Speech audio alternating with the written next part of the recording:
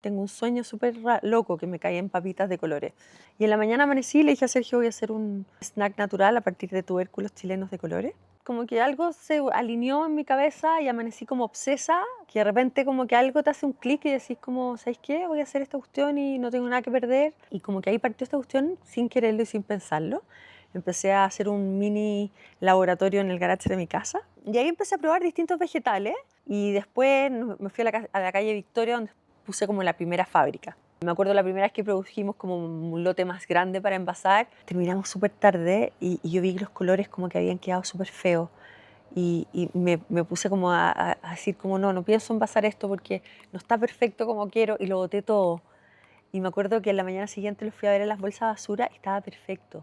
Y me dio una rabia, dije, ay, estoy puro cansada. Siempre pensé que iba a ser algo como casero, como el dato puerta a puerta, así como quien tiene una pastelería como punto fijo, eso. Pero nunca pensé que fuera un producto tan tempranamente que tuvo éxito en el retail y que prendiera en tantos mercados distintos.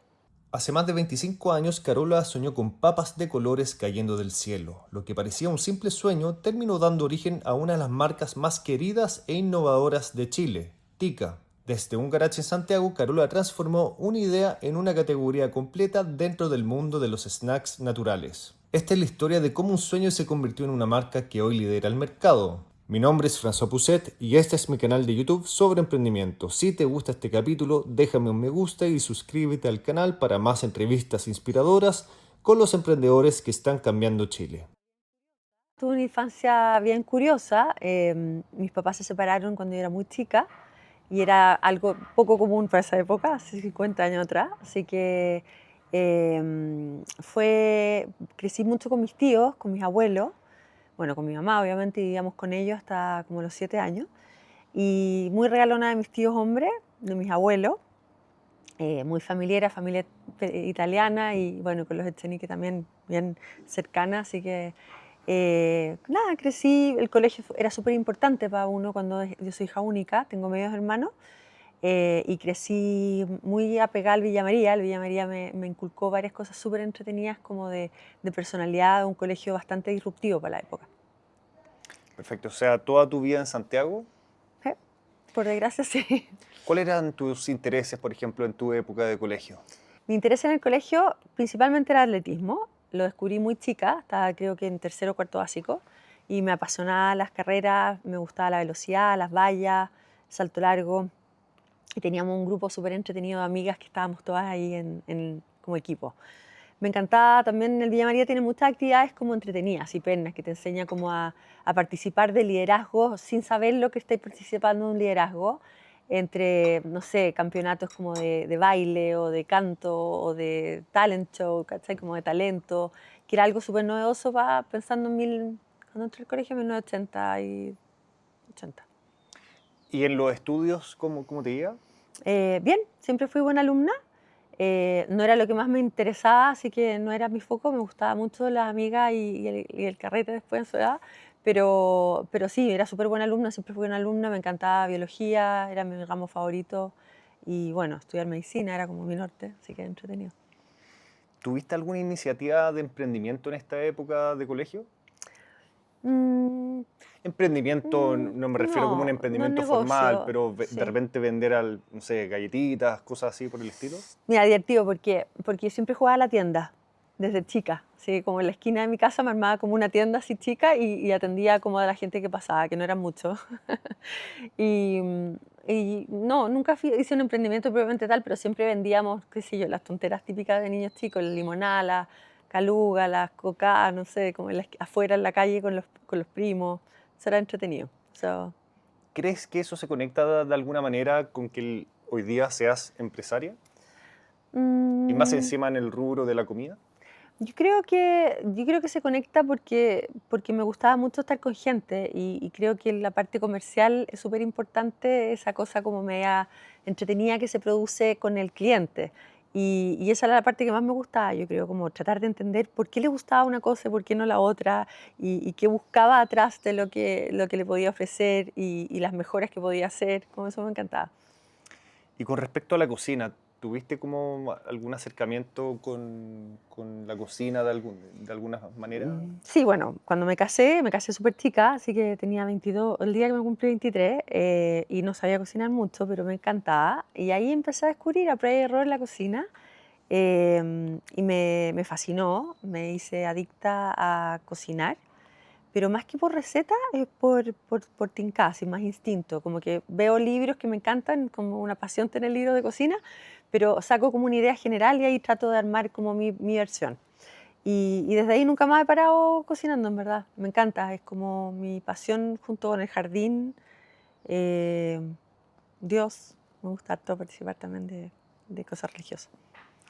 Pero ¿hubo alguna figura de la familia que te incentivara o quizás no te incentivara, pero que tuviera como un talento con la cocina? ¿Algún abuelo, Mi abuela? abuelo, no sé si era tanto talento, pero tenía muchas ganas y muchas ganas de congregar y siempre entendí que la cocina hacía familia y que era entretenido recibir siempre como algo rico o de alguna forma como conectarse con la gente a través de cosas ricas. Así que mi abuelo cocinaba todos los miércoles para toda la familia, y yo me colaba porque en verdad era para los hijos, pero como yo era como un apéndice raro, también me iba los miércoles a almorzar y él cocinaba y le encantaba y hacía mucho cuento con su comida italiana. Y ahora vayamos a los primeros orígenes de Tika. ¿Cómo fue? ¿Dónde estabas? ¿Qué estabas haciendo? ¿En qué año, Tica, en qué año era también? sí, pues mira, Tica parte en el año 1998, a finales de año. Yo tengo un sueño, o sea, a mediados de año en realidad, con agosto, tengo un sueño súper loco que me caía en papitas de colores. Y yo me había acostado esa noche media enojada con Dios porque había perdido un hijo, en el parto, en el fondo había sido de término, una guaguita. Y me acosté y le dije como, no sé, me enojé y soñé esa noche que caía en papitas. Y de hecho como que busqué los colores pensando en el sueño. Y en la mañana amanecí y le dije a Sergio, voy a hacer un snack natural a partir de tubérculos chilenos de colores. Y como que ahí partió esta cuestión sin quererlo y sin pensarlo. Empecé a hacer un mini laboratorio en el garage de mi casa, entre medio de las bicicletas, los niños, los juguetes, qué sé yo. Y ahí empecé a probar distintos vegetales. Me demoré como un año en tener el paquete listo, el primer paquete. Ahí tenía una amiga que había conviado y después se tuvo que salir por un tema familiar, pero estuvimos un par de meses ahí jugando juntas.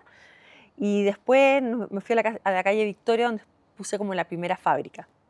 Te voy a hacer muchas preguntas ahí entre medio, porque hay muchas cosas interesantes Obvio. que me gustaría saber. Entrete, Franz. Eh, en qué minuto de tu vida estabas cuando pasó ese sueño? Creo que estabas viviendo en ese minuto en Estados Unidos. No, estaba acá. Estaba en ¿Estabas acá? Chile, sí, Santiago, Chile. Hacía clases en la Universidad del Desarrollo, hacía clases de economía. Ujú. Y justo había parado porque tenía esta guagua. Y así que estaba como en un postnatal. ¿Tú estudiaste algo relacionado Estudié con agronomía, agronomía? biología, o sea, biología primero, hice bachillerato en ciencia, agronomía y después terminé en economía agraria. Perfecto, entonces estabas haciendo clases. Y comentaste acerca de este sueño. ¿Era algo frecuente en ti tener sueños que después tuvieran algún tipo de significado? ¿O esto fue No, fue el bien único? único, fíjate, pero desde ahí como que he pescado en los sueños, como que siento que es una forma bien loca de repente de oír cosas, de oír mensajes de Dios de repente o de ciertas cosas del inconsciente que se manifiestan. Así que he pescado mucho los sueños después de esa vez porque creo que es algo súper intuitivo de comunicarse con otra cosa. ¿Ha habido otro sueño que Sí, también haya tenido como significados que tú los has aplicado? N, Sí, N. Sí, bastante, fíjate, y me ha llamado la atención que entre más como que pesco los sueños, más descubro cosas. Sí, ha sido interesante. entretenido. Pero ¿y este sueño de las papitas de colores que caían del cielo? ¿Por qué eran papitas? ¿Por qué crees tú que...? No sé, en realidad yo asumí que eran papas. Había un comercial cuando yo era chica que era como de, bueno, de los innombrables, como yo, la competencia, que caían unas cosas del cielo y cantaban unas niñas como bailando, así una coreografía bien ochentera. Y yo creo que de ahí lo relacioné que era como un snack, no sé, porque no veía tampoco que era un chip, así como una papa. ¿Pero qué pasó que a partir de ese sueño tú dijiste, acá hay un negocio? No sé, como que algo se alineó en mi cabeza y amanecí como obsesa como le pasa a los emprendedores, no sé, tú sabes, Sí. que de repente como que algo te hace un clic y decís como, ¿sabes qué? Voy a hacer esta cuestión y no tengo nada que perder. Creo que no hay nada como parecido. Los snacks eran plano en ese minuto, era una góndola completamente vacía de creatividad, de diseño, de valor agregado. Era una papa blanca, como el típico promedio, con sabores y sabores artificiales. Y como que, no sé, lo vi claro en ese minuto y dije, voy a hacer esta cuestión. No, Y, no pensé competir con los grandes, pero pensé claro, que iba a ser como más como algo más casero. pero tú venías, por ejemplo, pensando en hacer algo o ni siquiera. No, nada. O sea, tú estabas tranquila haciendo lo que estabas haciendo, que O eran las sea, había clases. tenido un par de emprendimientos antes. En Estados Unidos había hecho un paté, ponte tú, que vendía entre los universitarios, que me había ido súper bien y había sido bien entretenido, pero al final tenía 2 guaguas, ya no me daba para hacer tanto paté. Y había creado un daycare, creé como un lugar, así un espacio abierto que tenía un edificio donde vivíamos, abajo lleno de juguetes y estaba desocupado toda la mañana.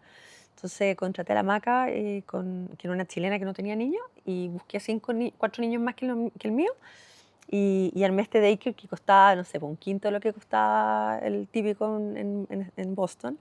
Y nada, pues tenía o sea, tenía 4 mañanas libres de poder hacer otras cosas. ¿Y estas dos cosas lo hiciste como para generar un ingreso extra? Lo hice ¿Cuál yo fue el creo por objetivo? busquilla, porque en el fondo también cuando estáis todo el día con un niño, como que por mucho que estés fascinada con tu guagua, tenéis que mantenerte como activa en otras áreas también. Entonces inventé esta cuestión del paté. Y lo del daycare fue como una oportunidad también, como que me encanta como solucionar problemas de repente, como había un conflicto de que no todos los estudiantes podemos pagar, en el fondo no podíamos pagar esa cantidad por que nos ayudaran a tener un rato de tiempo libre.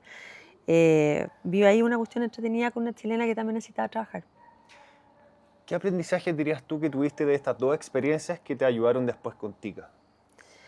Mira, yo creo que sin pensarlo en Tica, de alguna forma se fue incubando como una forma de crear algo de cero, que eso es como la primera como limitante que tú tenés contigo misma, de como decir como, chuta, pero podría hacerlo, o será una idea como todo era lo que estoy pensando, esa como primera barrera que uno se encuentra que es uno, como creyendo que es obvio lo que se te ocurrió o que no va a pegar o que no te va a resultar. Uno es como súper como aportillador de tu propia creatividad.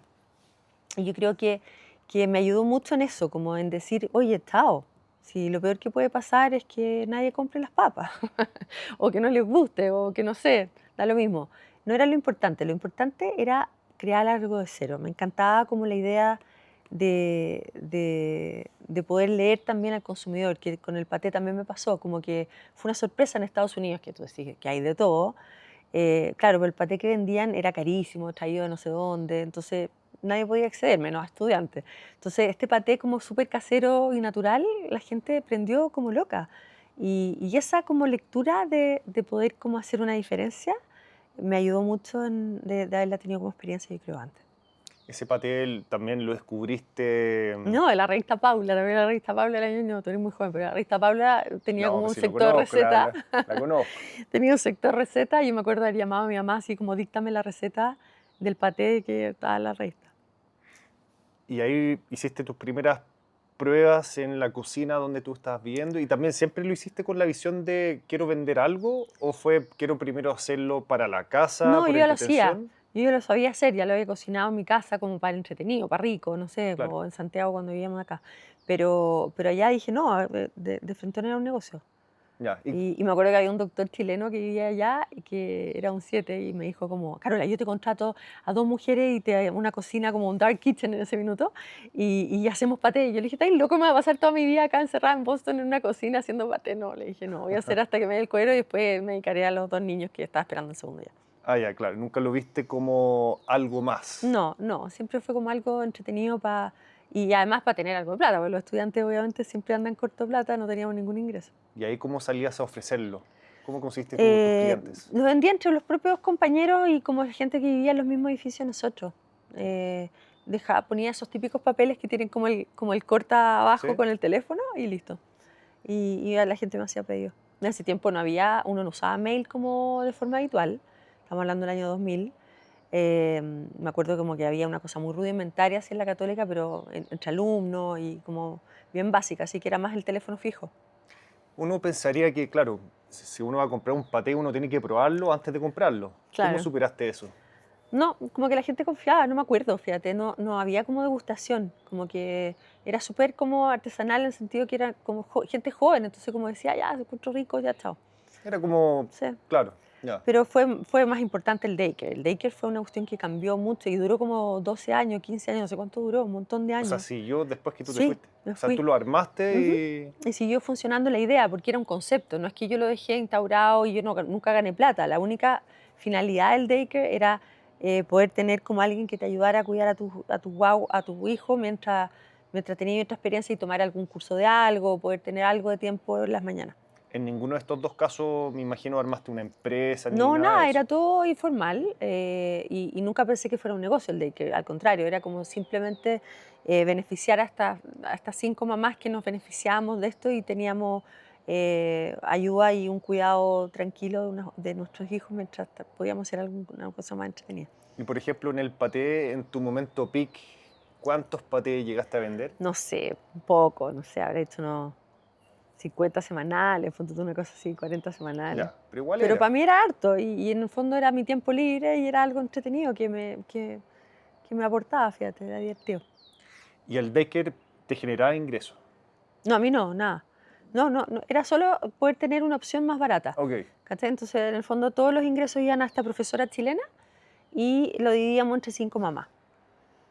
Y con eso fue súper loco porque nadie había visto esto y todas las latinas siguieron copiando la idea y duró, entiendo que como 15 años. Y una persona, siempre de repente me topaba con gente y me decía, tu daycare sigue funcionando, onda. Es verdad que partió así, me reía así, sí. Pero no era un negocio, era una necesidad que nos ayudábamos entre todas, como una cooperativa de jardín infantil. Perfecto. Ya, ahora sí volvamos al sueño. Tuviste este sueño, despertaste en la mañana Ujú. y le comentaste a tu Sí, marido que soñaste con esto y que querías hacerlo, querías transformarlo en un negocio, ¿cierto? ujú. Ya, Ahí ese era un fue, negocio, sí, ¿ah? ahí será un negocio. Claro, ese sí ya era negocio. Eh, Ya, ese fue el día uno. eh. ¿Te acuerdas si ese mismo día hiciste algo concreto para avanzar en esa idea de negocio? Me acuerdo que las primeras semanas, no sé el día, pero las primeras semanas fueron súper como importantes de entender qué vegetales habían en Chile, como más que nada la materia prima. Después, bueno, y ahí ¿Cómo lo hiciste eso, por ejemplo? bueno, en ese tiempo uno buscaba, no había internet, así que qué atroz, uno buscaba como o sea, no había internet, sí había, pero no encontraba ya un agricultor. Tenía que buscar como por guía de teléfono, empezar a llamar por teléfono a distintas, qué sé yo, me acuerdo de llamar a la Facultad de Agronomía, ponte tú, haber preguntado si conocían algún proveedor, o sea, productor de papa, y ahí empecé como a pimponear y empecé a llegar a gente que tenía cosas diferentes. ¿Esto era Eh, algo que lo hacías todos los días, por ejemplo? Sí, todos los días en la mañana trabajaba full para este proyecto. Y ahí empecé a entender qué permiso necesitaba, cómo se hacía un envase, qué sé yo, cómo hacer una producción un poco más grande. Empecé a entender qué diferencias podían haber como valor agregado a un producto que ya era disruptivo por tener colores, no había ningún chip de color en ese minuto, pero además tenía que ser 100% natural y tenía que tener varias condiciones que fueron como del día cero. Y eso fue divertido.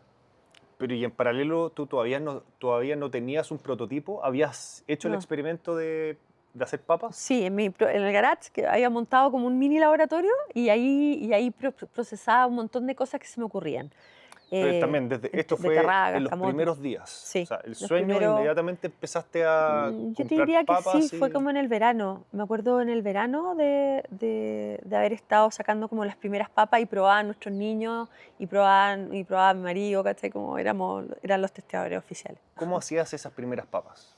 A mano, así como quien haría tosticas en tu casa, las cortaba con mandolina y las freía en una cuestión chiquitita y iba probando como si tenía punto porque al final uno empieza a entender que depende de cuánta composición tenga de azúcares y de carbohidratos y de agua, los vegetales para que frían y queden con una textura como crunchy o que te quede una cuestión floppy y llena de aceite.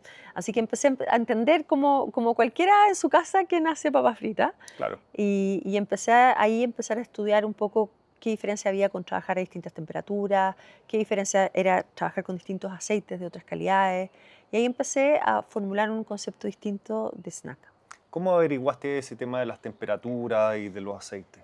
Mira, empecé a hablar con especialistas de bioquímicas, bioquímicas y como tecnólogas de alimentos, que les hacía 2.000 millones de preguntas, así como para entender un poco el cuento. Yo soy bien científica, me encanta como investigar y empecé como a meterme y a entender cómo funcionaba este mundo y qué diferencia podía haber, no solo en los colores y en usar todo natural, sino que también que el proceso demostrara que el producto era distinto a lo que se vendía o a la textura o a la cantidad de grasa y aceite que quedaba en el producto final. En estas primeras semanas, ¿todos los días hacías Pruebas no, experimentos? pero mucha investigación y después cuando ya como que empezamos a encontrar como proveedores más entretenidos, ya tenía identificados ciertos como vegetales, empecé a hacer más pruebas, pero al principio era muy investigación y me demoré como 6 meses en tener un estudio como de mercado.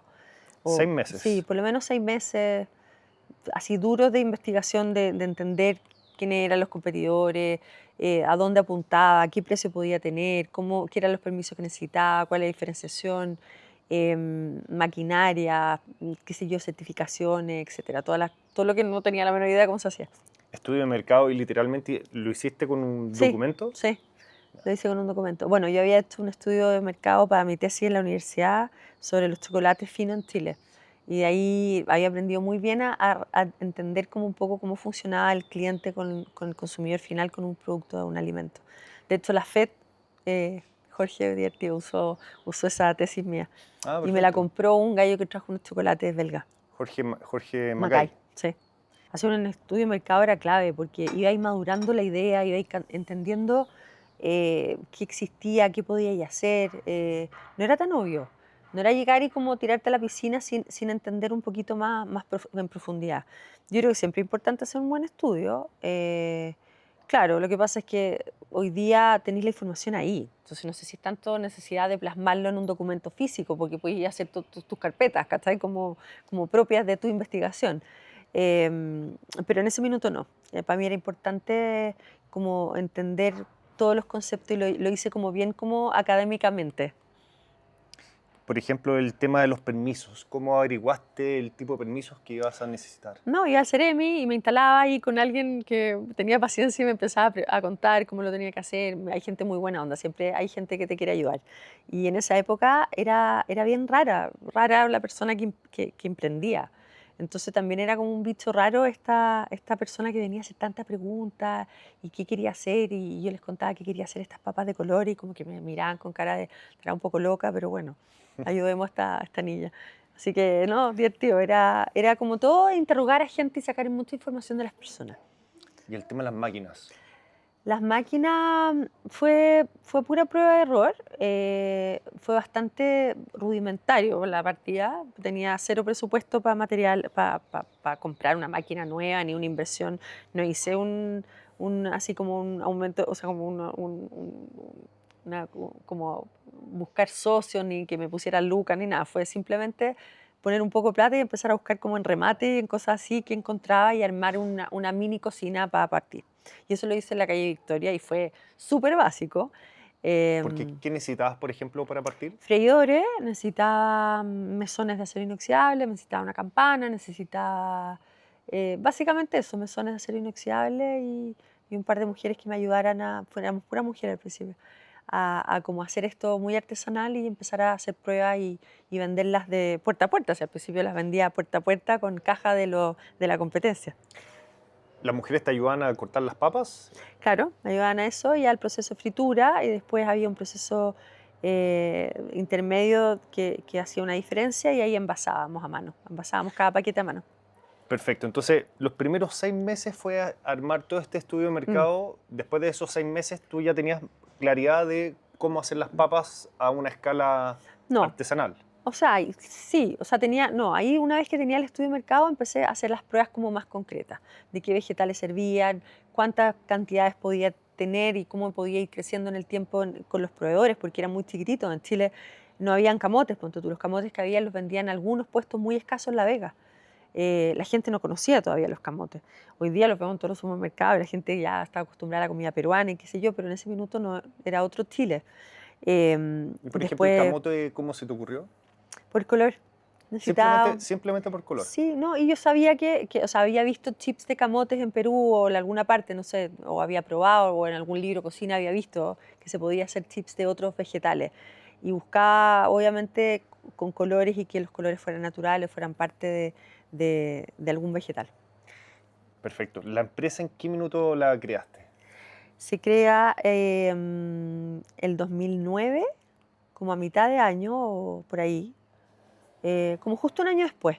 Yo te diría que, o no sé, o 4 meses, o sea, sí, como a los 8 meses ahí se crea como la sociedad por acción, o sea, limitada en ese A minuto los fue la ocho base meses del sueño. del sueño. O sea, el sueño al final es Sí, el día cero. sí, puede ser la cota cero, sí, tal cual. Y ahí sale esta sociedad que era básicamente yo sola, y empecé a hacer estas pruebas como más de forma más industrial, aprendiendo en el camino. Y me acuerdo la primera vez que produjimos como un lote más grande para envasar, eh, terminamos súper tarde y yo vi que los colores como que habían quedado súper feos. Y me puse como a decir como no pienso envasar esto porque no está perfecto como quiero y lo boté todo. Y me acuerdo que en la mañana siguiente lo fui a ver en las bolsas de basura y estaba perfecto. Y me dio una rabia, dije, ay, estoy puro cansada, ¿cachai? Como esa experiencia que vais agarrando como, bueno, como cuando uno no sabe en la vida y tenés que ir haciéndolo tú de a poco y esforzándote para entender cada minuto del proceso. Perfecto. Entonces, cuando creaste la empresa, coincidió cuando compraste estas primeras máquinas en la calle Victoria. Las compré en remates, en verdad, y ahí me instalé en un lugar en la calle Victoria con todos los permisos y Ah, Ceremi y toda la regulación. Fue la ahí te primera instalaste. fábrica. Sí, Esa fue la primera fábrica. sí, sí. Ya. Pero ahí, hasta ese minuto, ya habías generado ventas. No, nada, no. Era pura prueba de error y como definir bien cuál era el producto y buscar bien proveedores que pudieran ir creciendo conmigo y que me diera confianza que podíamos tener producto, te fijáis, si es que esta cuestión prendía. Perfecto. Ahí se llamaba Tica. Sí, siempre se llamó Siempre Tica. se llamó O Tica. sea, no, mentira. Cuando empecé a hacer, terminé el estudio de mercado, ahí entendí que el nombre tenía que ser artificial y ojalá que no estuviera registrado ni tomado. Y empecé a buscar como en los diccionarios de distintas como lenguas relacionadas con Chile, y encontré esta palabra que significaba flor en quechua y encontraba bonito porque eran como pétalos de flores y en cierta forma fue súper significativo en Tica porque no solo era un nombre que se puede pronunciar en todos los idiomas fácil, era corto, gráficamente bonito, no estaba tomado obviamente en el Instituto de Propiedad Intelectual. Y aparte de eso, quechua tiene como un sentido como genérico en las palabras, no es un solo significado. Entonces significaba como florecer, flor, y encontraba como entretenido este duelo que había hecho al crear Tica, que tuviera como un concepto como esperanzador. Cuando le contaste la idea a tu marido de hacer este negocio o de empezar a hacerlo, ¿cuál fue su reacción? Mira, me acuerdo cómo me miró, más que reacción, me miró con los ojos así como diciendo, chuta, esta cuestión va a estar complicada, como la perdimos, como un poco como, eh, se quedó callado, como que no sabía mucho a lo que me refería, yo creo, y cuando empezó a entender, como que le fue tincando y como que dijo, uy, esta cuestión puede ser entretenida, siempre me apoyó. ¿Por qué crees que pensó eso en un comienzo? Porque sabía, me conocía, bueno, hace muchos años de partida, en ese minuto ya, no sé, tenemos que haber llevado. A ver, 90 ¿cuándo me casé? 98. Sí, 10 años casado más o menos. Y en verdad, como que sabía como que me gustaba mucho la cocina, que me gustaba la estética, que era buena para como la parte comercial. Entonces, yo creo que de alguna forma también logró ver un poquito más allá y entender que podía salir algo bien entretenido si se hacía bien. ¿Te imaginaste en ese momento que Tika podría llegar a ser lo que es hoy? No, nunca, jamás. Siempre pensé que iba a ser algo como casero, como el dato puerta a puerta, así como quien tiene una pastelería como punto fijo, eso. Pero nunca pensé que fuera un producto eh, tan tempranamente que tuvo éxito en el retail y que prendiera en tantos mercados distintos. Ah, mira. Sí, ¿Qué fue una sientes, sorpresa. ¿Y qué sientes hoy de que esto haya tomado un rumbo completamente diferente y en otra magnitud? Nada, pues demasiado entretenido. Me encanta mirar para atrás porque cuando uno está como en la mitad de la vorágine de lo que es crear, crecer y crecer y crecer, como que de repente tenéis poco tiempo para parar y mirar para atrás y como cachar lo que está pasando, como el impacto que estáis creando. Y hoy día tengo más tiempo para mirar y pues, niños están más grandes también, en ese minuto también tiene que ser mamá full time. Y como yo creo que es súper bonito porque Tika eh, ha pasado mucha gente muy entretenida por Tika y que cada una contribuyó de alguna forma y yo creo que el consumidor se siente muy cercano a la marca también. Como que Tika la formamos todos. La formamos desde el que lo compró por primera vez y se acuerda de toda esta historia, el que se acercó a la góndola porque miró este producto nuevo, porque tenía un diseño distinto. Las entrevistas también fueron súper importantes como mujer emprendedora, como que no habían muchas en esa época, entonces también me ayudaron mucho todo lo que es el boca a boca y el marketing como de ser yo embajadora del producto sin quererlo. Así que mirar para atrás es pura alegría, en verdad. Es una aventura súper linda que tiene un comienzo de duelo, pero termina en este florecer y además para mucha gente, para agricultores chiquititos que han logrado crecer con nosotros, para agricultores chicos que siguen siendo chicos y son parte de la cadena productiva y que siempre le hemos tendido una mano para que sigan con nosotros, para gente que ha crecido profesionalmente haciendo carrera con el equipo y formando equipos. Así que me encanta poder mirar para atrás y saber que hay hartos valores agregados, no solo un cambio y un nicho nuevo en una categoría muy compleja. ¿Qué, ¿Qué habilidades y hábitos crees que te han ayudado en todo este camino? Mm, Bueno, yo creo que saber un poco de todo, pero sin ser experta en nada. Siempre digo lo mismo, como que en el fondo, claro, sabía de biología mucho, pero no sabía de producción de alimentos, ni de las cosas que se necesitaban. Pero igual tenía una intuición como básica que ayudaba. Después me ayudaba el gusto por la cocina y tener como ese instinto culinario de cachar y buscar el punto, de saber que se podía hacer mejor, que los ingredientes se afectaban el resultado final. La parte estética, me encanta todo lo que es estética, entonces también tenía que venir bien vestido. Y eso era clave, mostrarlo como un producto que era bonito desde adentro y también hacia afuera y que se diferenciaba en todo sentido. La calidad, el zipper, el abre fácil que tenían los primeros productos de nosotros era un doypack que no había en el mercado, una cuestión bien disruptiva como concepto de packaging. Eso yo creo que fue bien importante. Y después yo creo que ser bien porfiada, soy Tauro y bien Tauro, como que cuando me dicen que no a algo, como que me da más ganas de encontrarle el sí. Y yo creo que eso fue bien decisivo en esto. Em, Como que no tengo esa tosudez vasca, o no tengo la menor idea de dónde sale, pero de que cuando me cierran una puerta busco al tiro que me abran otra, como que no me quedo tranquila. Y, y eso fue bien determinante acá en no darte por... Todo el mundo se reía de lo que estaba haciendo. Entonces fue bien decisivo como seguir creyendo en mí. ¿Qué crees tú que fue lo más difícil? Sobre todo, Todo. todo. Sí. Pero lo más difícil, sobre todo pensando en el comienzo, porque obviamente que el negocio Mm, tiene distintas etapas y mm. cada etapa presenta Sus nuevas complejidades. dificultades, Mm. ¿cierto? Pero sobre todo en esta etapa inicial, en la que tú estás recién partiendo, en la que nadie te conoce, ¿qué crees tú que fue lo más complejo de resolver? Yo creo que esto es ser como circo pobre, en el fondo que tenía que producir, envasar, cobrar, no sé, marketear y todo al mismo tiempo y sin que se te cayera ninguna pelota, digamos, en ese minuto, como malabaristas de la vida, como digo yo, como las mujeres que de repente tenemos que hacer muchas cosas al mismo tiempo. Yo nunca pensé de dejar de ser mamá como mis niños me necesitaban, ponte tú, por emprender. Entonces exigía mucho físicamente, era un cansancio bien agotador, como no solo de los nervios que trae. Bueno, eso se relaciona mucho con el atletismo también, perdón que una la pregunta, pero cuando uno está como atleta, tenéis un dolor de guata. Cuando cuando estáis como esperando el balazo, tenéis un dolor de guata, que es un dolor, pero es un dolor rico, como que te produce como adrenalina. Y yo creo que eso también se producía en este minuto y yo sentía que tenía que ser capaz de hacer todo al mismo tiempo, sin que se me cayera mi familia, obviamente, y mis niños, que era lo más importante.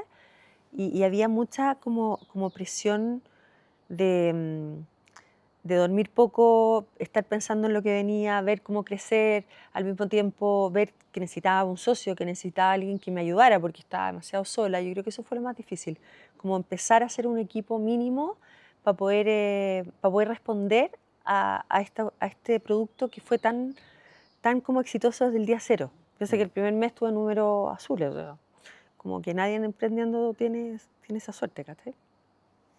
¿Pensaste en algún momento en renunciar? No, nunca.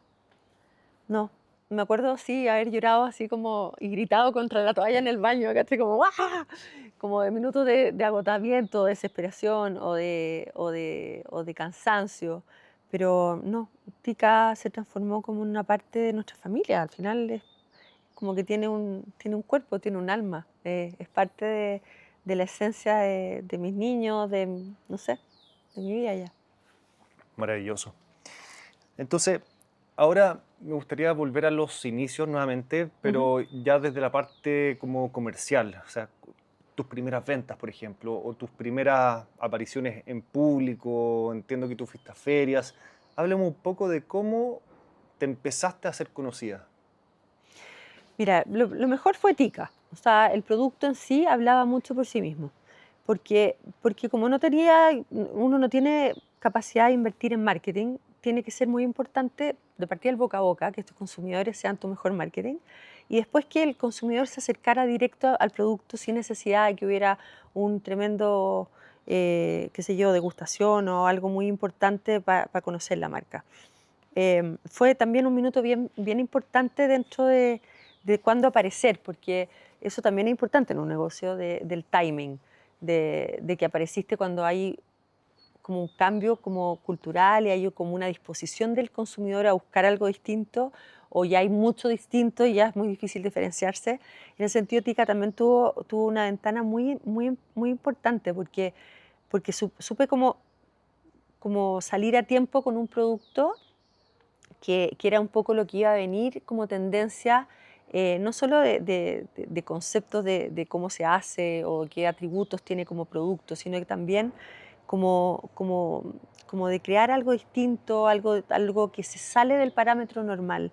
Y el chileno también en ese minuto empezamos a cambiar, empezamos a tener más oportunidades de ver cosas distintas, de querer probar cosas, sabores distintos. Entonces, había una curiosidad por descubrir y por buscar algo que tuviera eh, un concepto como informalmente que te atrayera. Y eso fue el mejor marketing que pude haber hecho.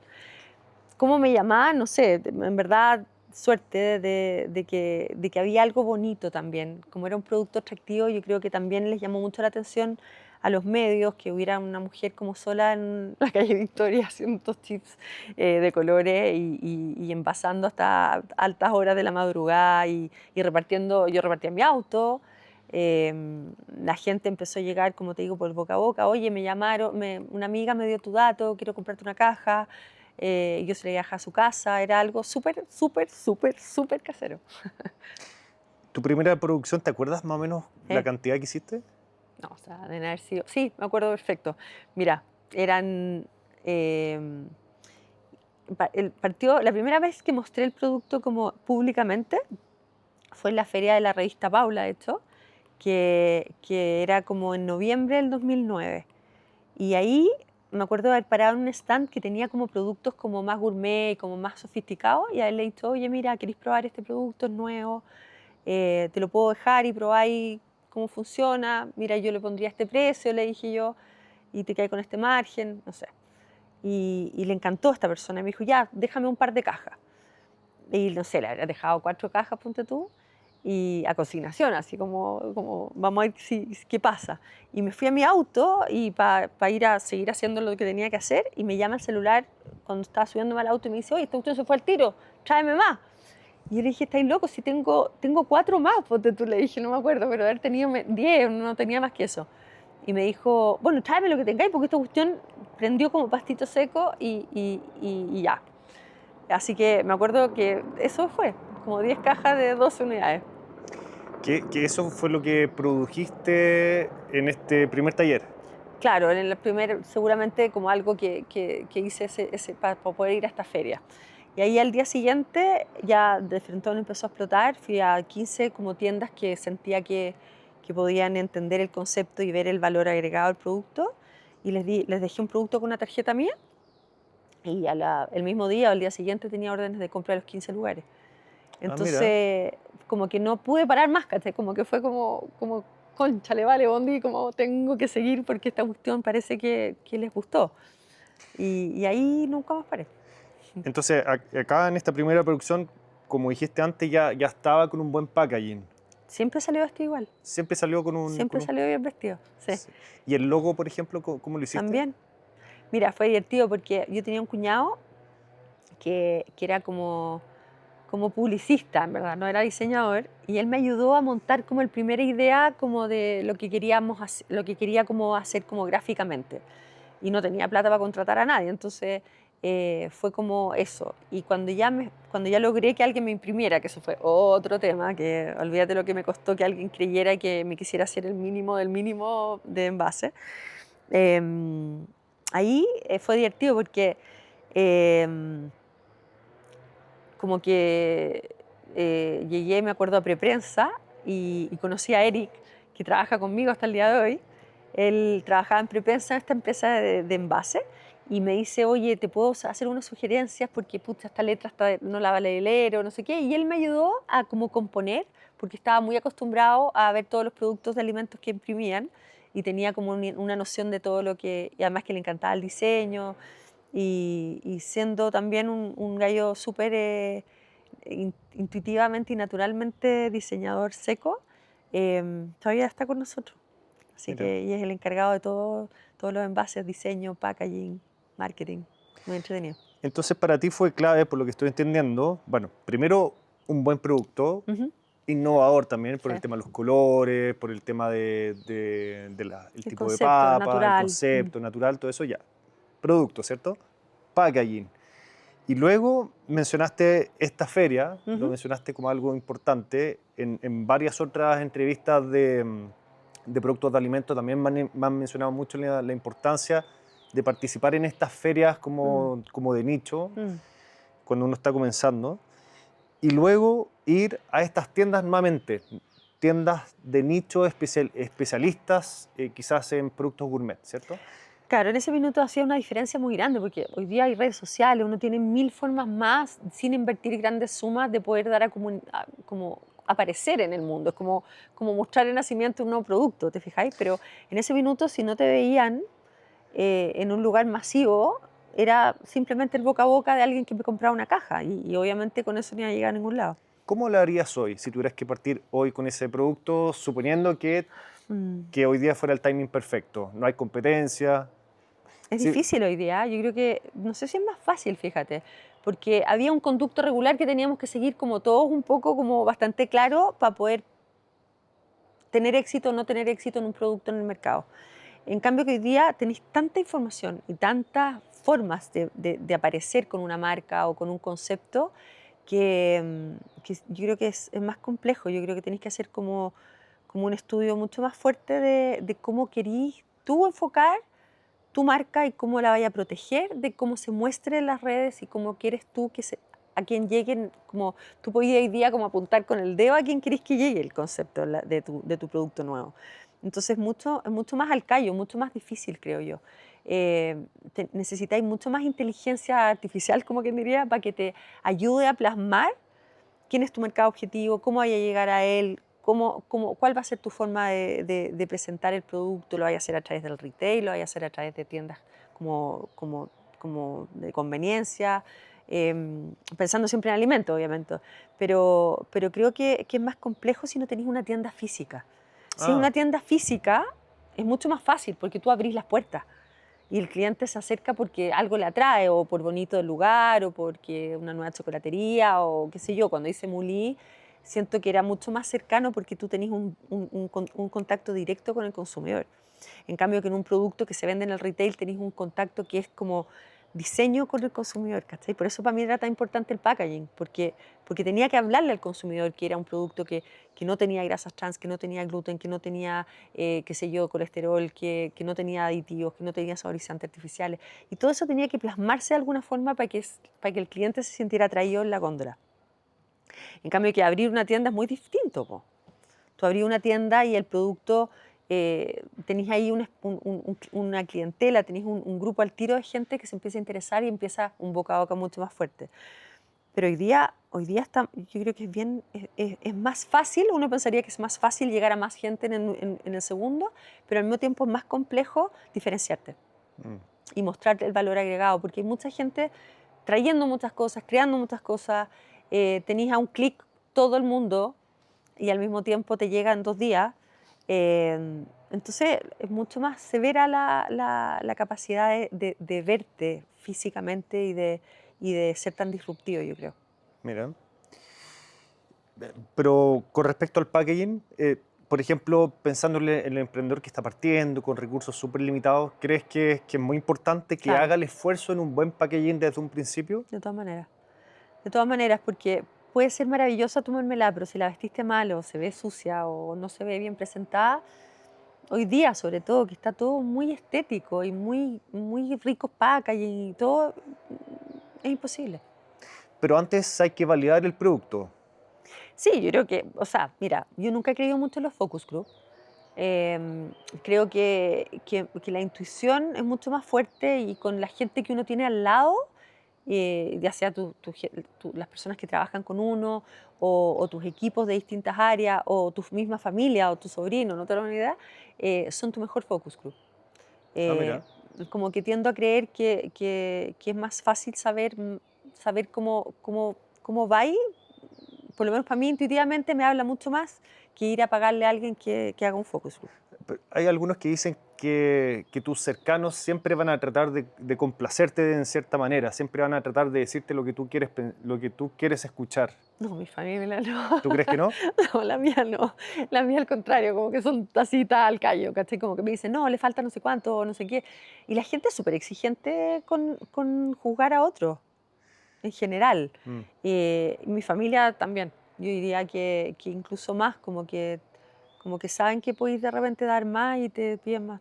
No sé. Entonces, tú lo que harías para validar que tu producto tiene potencial sería como dárselo a probar a tus más cercanos. A mí Ese- más cercano, y yo creo que entender bien cuál es tu apuesta. ¿A qué vais con ese producto? ¿Vaya a ser uno más de la góndola que tiene los mismos atributos y vaya a copiar una cosa que ya existe 10 versiones? ¿O vaya a tener realmente una cosa que crea como un cambio, que produce una atracción intuitiva al consumidor de querer saber más o probarlo, ¿cachai? Eso yo creo que es como el primer como realidad importante del marketing de tu producto. o sea, tiene que ser algo realmente diferente a lo que hay. Puede ser mejor y tener un valor agregado que sea mejor y dentro del concepto algo mejorado, pero yo creo que hoy día como está la competencia de cosas y de oportunidades de comprar en distintas partes, en distintos países, te llega en 3 días, está en tu casa o 5 días, entonces hoy día te necesitáis tratar de ver algo que se diferencie de alguna forma. Que sea más saludable solo por ser más saludable, ¿crees que es importante? ¿Crees que es que marca la Mm, diferencia? Depende de qué tanto, porque si así es algo súper, súper, súper, súper, súper saludable y asqueroso, nadie te lo va a comprar. Entonces hay que saber cómo ponderar, en el fondo, que tenga un precio razonable y que pueda llegar al mercado objetivo que tú estés buscando, que tenga una apuesta de valor que se destaque sobre otros si vaya a competir o si hay otras personas dentro del mismo nicho. Para nosotros fue súper distinto porque nosotros creamos un nicho dentro de una categoría que era súper parecida y nos colamos yo siempre digo, así como por una rendija que los grandes no supieron ver y supimos leer al consumidor que buscaba cosas más atractivas y más entretenidas y más saludables. Y Tika crea este nicho que hoy día se llama Veggie Chips o chips de vegetales, que están todo el retail. Nosotros fuimos los que creamos la categoría y somos los líderes absolutos de esa. ¿Cuánto tiempo te demoraste, por ejemplo, en entrar al primer supermercado? Sé que fue poco, pero fue súper bueno. Me acuerdo de la Carol. No puedo decir el retail, pero la Carol, divertida, me fue a buscar a la calle Victoria y me tocó la puerta. ¿Ella es la compradora? No, me llamó por teléfono primero y después como que me dijo, no, yo voy para allá. Y como que cachó que era súper, súper, súper artesanal y algo le vio como de valor. Esta niña era como bien comercial y dijo, ¿sabes qué? Quiero tenerte en nuestras góndolas. ¿Y cómo conoció tu producto? Alguien se lo dio a probar. Y ahí por la dirección llegó a la fábrica. Y después, o me llamó, no me acuerdo, consiguió el teléfono con el portero y me llamó y después fue a la fábrica. Algo así pasó. Y fue bien divertido porque yo le dije, no. ¿Cómo me dijo? ¿Cómo no? Me dijo, todo el mundo quería entrar al supermercado, tú no querías entrar. Y le dije, porque, o sea, sí, pero no. Le dije, tenemos que hacer un plan porque yo no voy a quemar a mi tica por entrar rápido y porque tú me pidáis 800.000 cajas y yo no tenga capacidad de hacerla o que lo haga mal o que no tenga la calidad que yo quiero que tiene que tener. Entonces y ella fue súper amorosa, fue muy respetuosa de eso y se dio cuenta de que acá no estaba tocando la puerta de una empresa enorme que podía entrar como a negociar y acá había una servilleta donde yo anoté como las cosas que no estaba dispuesta a transar y le dije, no me podéis pagar a 30 días porque me muero nomás, ¿cachai?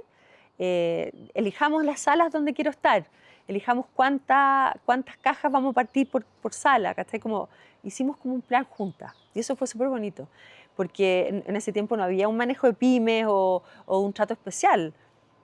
Y eso fue súper acompañador de este retail, bueno, si queréis lo digo, que en el sentido de que supieron que había que hacer un crecimiento como con etapas. Un crecimiento más orgánico. Más orgánico, pero además como con partners de nuestro lado, ¿cachai? Como diciendo, este valor, yo apuesto por este valor, y ella fue súper chora en eso, porque dijo como, es súper distinto, tiene un tremendo valor agregado con respecto a lo que yo veo en mi góndola, porque ella es encargada de snacks, pero al mismo tiempo creo que puede demostrarle a la industria que es un producto de alta rotación para pegar en esta categoría, que nos va a pagar en el fondo el espacio rápido en góndola, que eso es lo que busca el supermercado, y al mismo tiempo súper distinto y natural, ¿cachai? Y más caro que los otros porque es natural, porque obviamente se notaba por todos lados que era distinto. No podía cobrar por papa blanca industrialmente producida que por vegetales que tenían otro costo por kilo, con un aceite súper distinto. Así que eso fue súper bonito de cómo partimos en el retail. ¿Qué implicaba, por ejemplo, venderle a este retail en un principio, digamos, comparado con lo que ya estabas vendiendo? Por ejemplo, estabas vendiendo 10, ¿esto implicaba pasar a vender 20 en un mes? ¿50? O sea, sí, yo creo que era triplicarse o no, más, no sé. Pero me acuerdo de años que crecíamos, no sé, 1000%. O sea, era una cuestión abismante de cómo empezó a tirar y empezó a tirar por todas partes al mismo tiempo, porque empezamos a entrar no solo en tiendas como primero gourmet y después en el retail, con este como crecimiento orgánico, pero rápido. Después nos empezaron a buscar las otras cadenas, después empezamos a entrar a las tiendas de, qué sé yo, a las bombas de encina, no sé, empezamos a entrar a restaurantes. Y ahí fue súper importante buscar un socio que estuviera como realmente enchufado como uno, como con los intereses demasiado alineados con uno, y hacer un equipo importante que empezara como a ayudarte a crecer, porque no era tan obvio hacer algo tan artesanal y al mismo tiempo industrializarlo sin perder el alma, sin perder la esencia y seguirlo haciendo de forma artesanal. ¿Esto pasó después de cuánto tiempo, la búsqueda del socio? Al año yo te diría que partió, O sea, fue súper rápido. súper rápido. ¿Cómo buscaste socio? No, era al final un primo de mi marido, porque tenía que ser alguien joven, con tiempo, un hombre que quisiera emprender, que tuviera 24/7, no como yo, que tenía además 3 niños y una casa que hacer cosas de mamá y de la vida, ¿no? de todas mujeres. Así que fue súper importante porque en el fondo tenía una persona al lado que compartíamos más problemática, empezáis a tener un panel con quien conversar, con quien discutir, con quien analizar algo más. Fue súper importante eso, ese salto. Entonces ahí pasaste tu primer taller, ¿de cuántos metros cuadrados era? No sé, era enano, no tengo la menor idea, pero tiene que haber sido, ¿20 metros cuadrados? no más, no, nunca tanto. Pero debe haber sido, ponte tú, 50, no, 60 metros cuadrados. Y ahí vino el terremoto y quedó la embarrada porque, no, se van a reír, pero bueno, da lo mismo. Yo estaba en la calle Victoria y vino el terremoto y el alcalde de Santiago en ese minuto, la Municipalidad de Santiago, me dice, oye, tienes que salir de acá porque voy a poner al Barro Borgoño, al Liceo Barro Borgoño, en este edificio. Y le digo, olvídalo. Yo tengo contrato a 2 años, pues tú no sé qué le dije, y no me sacáis de acá porque yo todo lo que tengo lo he invertido acá adentro y ni cagando salgo. Y me dijo como, bueno, allá tú, vaya a estar en la mitad de un colegio. Y me quedé produciendo varios meses en la mitad de un colegio donde te tocaban la puerta los niños, así te decían, tía, tírate una papa.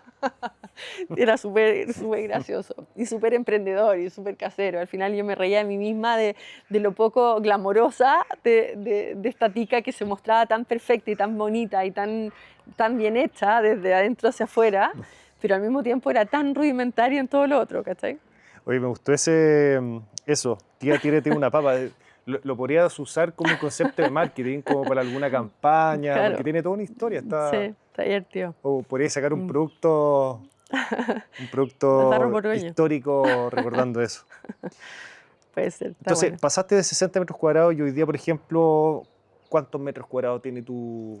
Hoy día tenemos como 3.500 metros cuadrados y en la quinta planta, no, cuarta planta productiva y vamos por la nueva ahora. Vamos, Se sí, están cambiando. estamos empezando a ver dónde, pero sí, tenemos que cambiarnos. ¿A cuánto se van a cambiar? Necesitamos por lo menos unos 6.000 metros 6.000 metros, o sea, entre prácticamente bodegas. duplicando. Sí, porque hoy día tengo 3.500 de planta, pero tengo además bodegas por fuera. Tengo todo como más desorganizado. Este crecimiento nos ha llevado también a tener que buscar alternativas que no necesariamente son las más obvias y las más como O sea, partiste en rendidoras. 60 metros cuadrados y te multiplicaste por 100 para llegar a 6.000. ¿Qué Mm. tal? Sí, ahí estamos. Ahí, mira, cada año tiene su desafío. Cada, mm, Esto es lo entretenido de Tica, que yo creo que todos los emprendedores acá en tu canal se van a sentir identificados, que siempre hay una arista nueva, una aventura nueva, un muro nuevo con que chocar, algún desafío que tienes que aprender y que no termina nunca. Y eso es muy adrenalínico y eso es lo entretenido de una empresa que por muy grande que se transforme en una empresa más grande, qué sé yo, igual sigue teniendo esta alma de emprendedor y muchas cosas que seguimos haciendo muy poco. Y eso es súper entretenido y desafiante. ¿Y cuántas personas hoy día están contigo? Hoy día somos como 140, te diría yo, 130 con externos y reponedores, más o menos. Sí, por ahí. ¿Y cuando partiste eran? 5 mujeres. O sea, cuando tenías, Conmigo incluido. claro, cuando tenías este taller de 60 metros aprox, eran 5 personas y ahora con 6.000 aproximadamente 140. Sí. Me queda muy claro que el crecimiento ha sido gracias al boca a boca y todo lo que conlleva el boca a boca. O sea, el boca a boca actúa por todo lo que conversamos anteriormente. No, pero eso era al principio. Claro, Sí. Hoy sí. día no. No, hoy día ya no. Pero, ¿cómo fuiste creciendo? Porque siempre está el tema del capital. O sea, uno empieza Mm, a crecer, empieza a tener más órdenes de compra, más negocios que te quieren comprar. Y eso implica contratar sí, más pues, muchos problemas. gente, comprar más máquinas. Y más allá que el negocio empieza a andar, de repente estas exigencias que te Mm. obligan a crecer, hay que financiarlo. ¿Cómo fue para ti, sobre todo en un comienzo? Mira, fue difícil. Siempre el capital de trabajo es difícil. O sea, empezáis a tener hoyos grandes de que te empiecen a pagar a destiempo, tenéis que empezar a cobrar. La cobranza no es fácil tampoco. Tenéis poca gente que te ayude además a tener un rol puntual para sacar la cobranza. Fue bien desafiante en muchos aspectos. Me acuerdo que justo me demoré un montón en entrar al Capital Semilla 2 de Corfo y entró en un minuto súper clave, por suerte. Pero nos demoramos y fue mucho trabajo lograrlo. Me acuerdo que, nada, que esta cuestión ayudó mucho el tema del emprendimiento. Era algo como súper como raro emprender en esa época. Y esta como cantidad de publicidad me ayudó mucho, no solo a crecer en la venta, sino que también en que la gente viera ahí un potencial como producto. Entonces los bancos estuvieron dispuestos a prestarme un poco de plata y ahí como empecé a rodar fácil. Y eh, también fue súper importante crecer de forma súper responsable. De repente los emprendedores, cuando le dan como el palo al gato, como quien diría en buen chileno, eh, nos mareamos con creer que estamos listos y que hay que comprarse la máquina de petrodólares, digamos, porque esta cuestión ya va a ser estrella. Y ahí es donde hay que empezar a quedar la embarrada, porque empezáis a endeudarte y tomar una responsabilidad que no va acorde al porte de tu empresa. Entonces eso también fue bien clave, ir creciendo como súper como... em, a lo mejor hoy día lo mirarían los emprendedores como algo que fue mal hecho, a lo mejor, porque dirían, no, yo habría buscado el tiro inversionista y que me hubieran puesto no sé cuántos millones de dólares para tener una tremenda fábrica y haber sido mucho más disruptivo. Pero también las cosas van pasando por algo y el mundo va evolucionando de su forma. Y en esa época fue súper bueno tomar como el pulso de que el crecimiento era heavy, de fuerte y de rápido, pero sin comprometer como la sanidad de tu empresa por querer creerte el cuento como más como de egos, ¿cachai? ¿Hoy día tienes inversionista? Tengo un fondo de inversión, ¿sí? Que tiene la otra parte y soy yo, ¿no? La La otra otra accionista. parte significa ¿qué Tiene un, porcentaje? tiene un porcentaje, yo controlo, digamos así, Tú digámoslo eres así, controladora. sí. Y es un fondo de gente cercana, lo formó mi marido, y hay un director que los representa en el directorio, o sea, no me relaciono directamente con el fondo. ¿En qué año entraron ellos? En el 2015, si no me equivoco, ¿Y por qué? porque ahí el primo de Sergio, Rodrigo, em, quiso como hacer otra cosa y se fue a Mulí, a la chocolatería que yo había formado, y se fue con otro socio y compraron parte mía de Mulí y se quedaron ahí con la chocolatería. Y en el fondo yo buscaba un socio nuevo y no quería tener como un socio a lo mejor como tan evidente como una persona X, sino que alguien como más etéreo que lo representara a alguien que a mí me diera confianza. Y así partió, en verdad. No, mira, cuando las empresas son caseras, como digo yo, y es un emprendimiento, es súper familiar. Al final, siempre hay alguien que está interesado en meterse o, o lo solucionáis rápido porque no tenéis mucho tiempo para andar haciendo como un súper como roadshow de vender tu empresa Mm. y hoy día es más probable hacerlo de esa forma, pero en ese tiempo no era tan evidente. Tu primera contratación clave, ¿cuál era el cargo? Bueno, yo creo que mi primer socio, que fue Rodrigo, Ah, fue ya. súper clave porque lo puse como gerente general, porque yo necesitaba este 24/7 que estuviera al mando mientras yo también era mamá. Eso fue súper clave. Después Eric fue súper clave porque sin pensarlo, una persona que me llegó de regalo, digamos, del cielo, porque él tampoco jamás se lo imaginó terminar en el puesto que hoy día tiene después de 16 años, trabajando codo a codo y también ha sido súper clave como en leernos muy bien el tema como diseño, de packaging, de colores, de conceptos. Ha sido súper agradable trabajar juntos.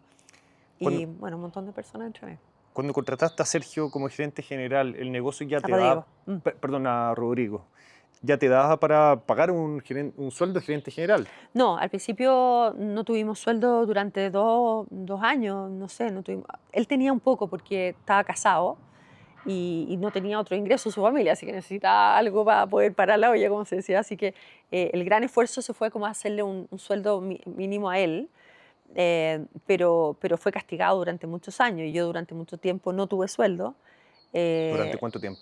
yo te diría que como, a ver, él llegó como al año, yo te diría como al año y medio, 2 años, fue nulo, porque todo lo que entraba iba a poder generar crecimiento en la empresa, o sea, comprar una máquina, o mejorar a alguien, o contratar a alguien, y eso no me lo cuestionaba. Qué loco, como que hoy día los emprendedores no sé si lo hacen así. Yo creo que parten como más, bueno, hay de todo tipo de emprendimientos, pero yo creo que la gente hoy día parte con más espalda a lo mejor en emprendimiento tan masivo, digamos. A lo mejor en emprendimiento más chiquitito se sienten más identificados con esta partida. Pero fue así, fue súper fue súper como auspiciada por uno y hasta el día de hoy también sigo auspiciando cosas. ¿Y por qué crees que Rodrigo aceptó ser gerente general por un sueldo inferior en este negocio que estaba como Bueno, partiendo? porque ¿Había como otros sí, tenía beneficios? otros beneficios, tenía opciones, stock options, y por eso terminó siendo socio conmigo, porque iba ganando en el fondo porcentaje de la empresa a medida que se cumplían ciertas metas. Ok, perfecto. O sea, está ese incentivo, Sí, pues digamos, obvio, esa compensaba, compensación. compensaba un poco no tener un sueldo de mercado, y también él tenía todo este interés por estar en un emprendimiento donde le veía mucho futuro. Y esa para mí es una pregunta clave porque muchos emprendedores les pasa que también piensan de repente que necesitan un gerente general o quizá un gerente de ventas o de marketing, qué sé yo, y no tienen para pagarlo. Pero eh, Existen artimañas, pues existen obvio, mecanismos que te permiten lógico, compensar y lógico. lograr tener Yo, a esa persona clave. Yo creo que es súper importante el emprendedor como hacer lo que mejor podía hacer por tu empresa, y de repente los emprendedores terminan siendo estorbos para sus propios emprendimientos porque no se quieren hacer a un lado por un tema de ego o por un tema de que creen que nadie lo va a hacer mejor que ellos. Y yo, al contrario, muy tempranamente no quería hacer muchas cosas que no me interesaban, y yo sabía que tenía que aportar por otro lado. Em, y eso también fue súper importante para permitir que fuéramos creciendo en todo ámbito. También estuvo Matías, que fue el gerente comercial, que también sacrificó parte de estar en una empresa más grande y venirse a algo más chico a lo mejor, porque también tenía opciones de ser socio, y también ahí se sacaba la mugre porque dar valor, porque al final era de él también. ¿Qué porcentaje del mercado tiene Tica actualmente? Depende de la línea de productos, pero hoy día tenemos como un 8% del mercado de papa blanca, y tenemos cerca del 67-68% del mercado de chips de vegetales. Em, y lo otro no sé, fíjate, en crackers no me acuerdo. Me van a retar los comerciales, pero no me acuerdo. Pero tenemos en crackers también una buena participación. Ahora estamos con hartas granolas, está entrando súper fuerte la granola protein y la granola normal, porque es completamente natural, de verdad. Eh, Tenemos depende de la línea, como te digo. ¿Cuál es tu producto estrella? Siempre tica Patagonia, el primero. Tica Patagonia El es... blanco. ¿Ah? El blanco con las papas Que son como dos colores, rojo son, y no, amarillo. son morado, una papa roja, una papa morada, el camote amarillo y una papa roja con beterraga. ¿Ha cambiado mucho la calidad o el sabor o la textura de las papas desde un comienzo hasta la fecha? ¿Has No, tenido que hacer cambios significativos? no, fíjate. Yo siento que no. Sí hay un pequeño cambio que hicimos como una máquina que se llama Kettle Cook, que es como una tecnología que te hace que el chip sea como más crujiente, más grueso, más crunchy, ¿cachai? Que es una forma de proceso, más que de cambio ni de materialidad, ni de insumos, digamos. Y eso hizo que es un poquito más crujiente, te diría yo. Ah, ya. Algunos chips dentro del mix de que es el más conocido, que es Tica Patagonia. Pero el resto es lo mismo, o sea, son los mismos ingredientes, los mismos vegetales, súper loco. ¿Cuál es la máquina más cara que has tenido que comprar? Es que no es tan cara. No sé, ponte tú que fueron $300.000. Pero no deja de ser $400.000.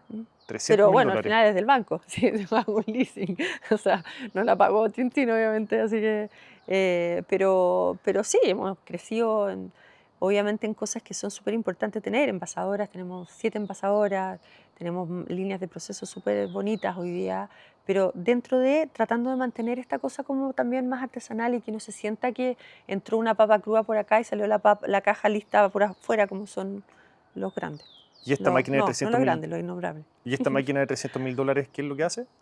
Esa fue la primera, yo te diría un horno, yo te diría que fue Horno. el primero. Y después líneas de proceso de fritura, también ahí se invirtieron más. Y Hay por otra ejemplo, cuando tú decidiste apuesta. invertir en esta máquina de 300 mil dólares, ¿qué te daba ese horno que no te daba el horno anterior? Cantidad, producción. O sea, lo que te decía un poco antes, como que siempre las máquinas que comprábamos iban de acorde a, a, a un crecimiento súper como estudiado. No era como, ya compremos 27 veces la capacidad que tenemos hoy día porque vamos a llegar, no, y endeudarnos y estar hasta acá con el Claro. agua, ¿cachai? Era como ya, este va a ser el primer horno, después tenemos otro, después tenemos otro, pero todos eran por un problema de capacidad. ¿Has viajado, por ejemplo, a otros países a ferias de Ujú. máquinas o de producción o has visitado otras fábricas otras fábricas de papas fritas en el mundo como para aprender nuevas cosas? He ido a ferias, ferias de maquinaria y ferias de productos, de alimentos. He estado con tica y sin tica, digamos, o sea, con stand y sin stand.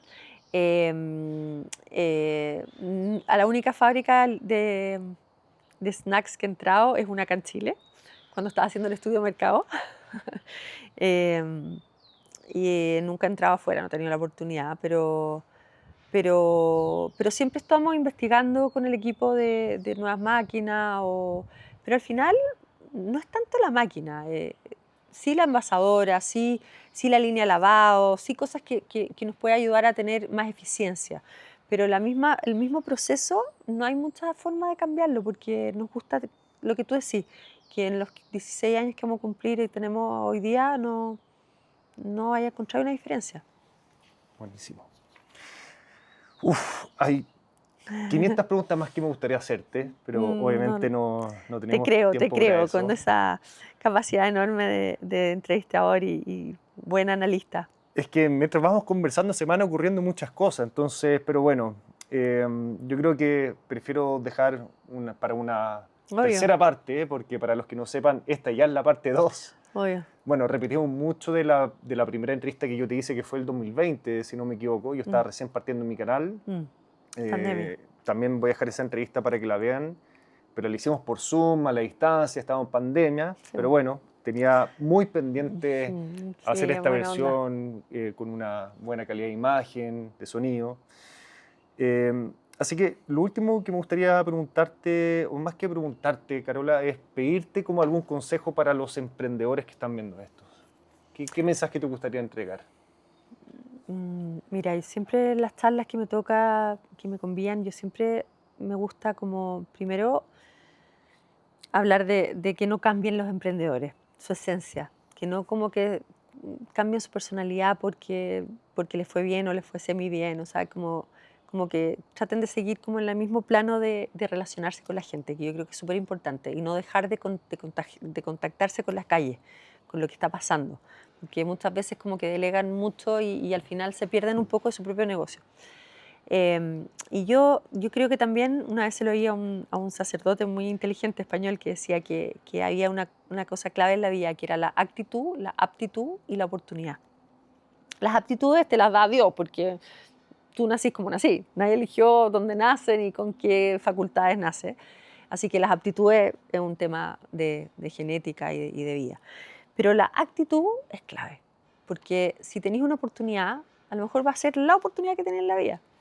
Y si no tenéis la actitud de saberla ver, aprovechar y realmente estrujarla y hacerte parte de esa oportunidad, puede ser que no tengáis otra opción. Mm. Así que como estar atentos, que las oportunidades, la gente joven claramente cree que, una ya que está más viejita, que cree que se le van a seguir produciendo toda la vida. Y de repente no. Mm. De repente las oportunidades vienen una vez, a lo mejor más mayor, a lo mejor más chica, pero confiar en ese instinto y en esa actitud que te hace como ver al más allá y creerte el cuento y confiar en ti, que eso también es difícil. Los emprendedores tendemos a portillarnos solo y nos cuesta creer que podemos cambiar algo sin que alguien como que nos diga dale, dale. Y de repente es buena esa actitud, como decir, oye, yo puedo, esta cuestión va. Y lo peor que te puede pasar es que termináis con la casa forrada en 2.000 millones de envases de tu producto, pero, pero vale la pena la aventura. Así Maravilloso. que eso. Lo último, se me ocurrió que si es que eventualmente hacemos una tercera parte, me ayudaría mucho que todas las personas que llegaron hasta esta parte del video, que pongan en los comentarios qué preguntas les habría gustado que te hiciera a ti. Y obviamente mientras más preguntas hayan, más incentivos vamos a tener para hacer una tercera parte. Sí. Así que motívense, pongan todas sus preguntas ahí, porque Carola tiene mucha experiencia que nos puede aportar. Así que aprovechemos que Sí. puedo llegar a ella No, Cristian, para no, molestarla no. con No, un honor esto. estar en tu canal, imagínate. Así que, y viene todo lo que viene ahora, que es súper entretenido. Viene una segunda pata bien entretenida de innovación en TICA, de otras cosas chulas. Bueno, quizás la tercera parte la podríamos hacer también en la planta. Súper conviado. Súper. Así que encantada, gracias. Gracias, Carola.